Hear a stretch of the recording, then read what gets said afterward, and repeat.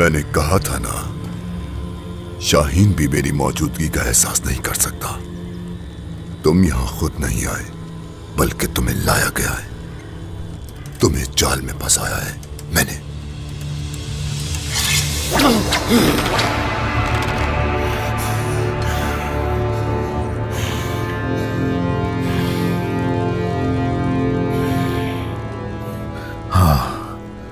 हम लोग तुम्हारा खतरा वाज़ेह है कि महसूस नहीं कर सके।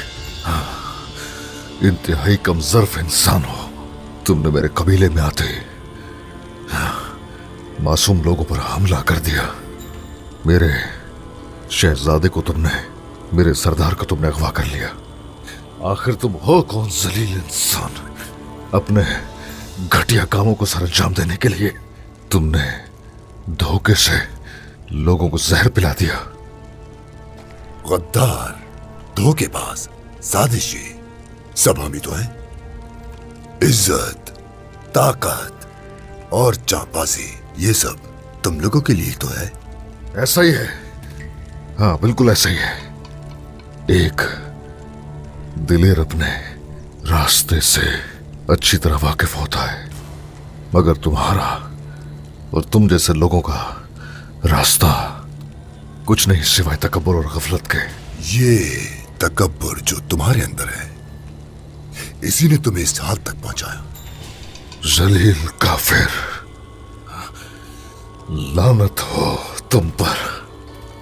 हालत मजीद बिगड़ेगी अभी तुम्हारी। तुम्हारी रगों में दौड़ता जहर तुम्हारी पिंडलियां तोड़कर तुम्हें मेरे सामने झुका देगा उस्मान। तुम झुकोगे। सिपाहियों, हुजूर, हुजूर।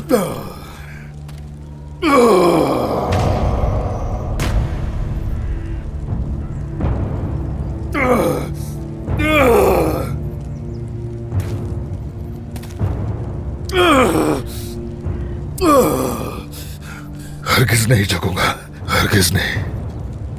काफिर के आगे तो हरगिज नहीं झुकूंगा मैं। झुकना होगा तुम्हें, क्योंकि अब झुकने की बारी तुम्हारी है। तुम्हें मेरी बात माननी होगी, वरना तुम्हारा बेटा औरहान और तुम्हारा वो सिपाही मुझसे मौत की भीख मांगेंगे। हरगिज नहीं, हरगिज नहीं झुकूंगा तुम्हारे सामने।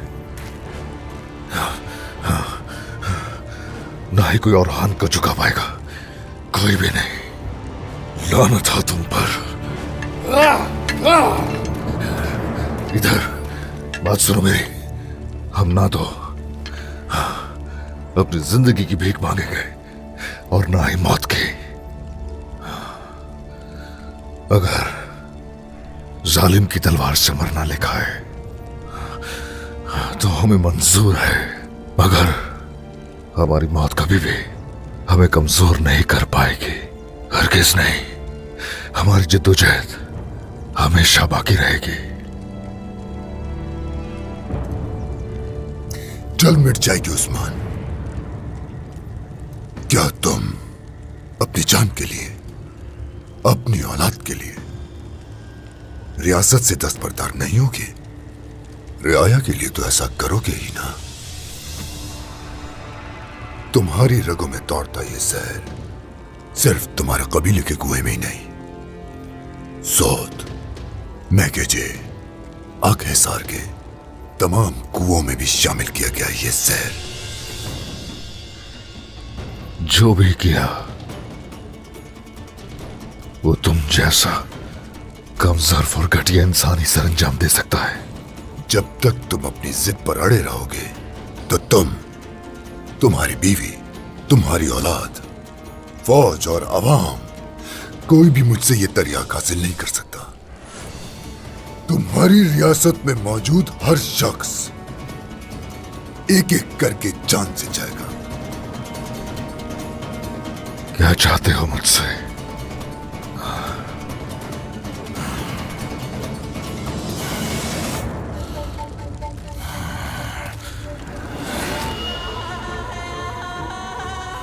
तुम्हें मैं पूरे कबीले के सामने घुमाऊंगा।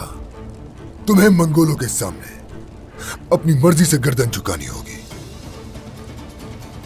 और इस बात से सारी आवाम को आगाह करना होगा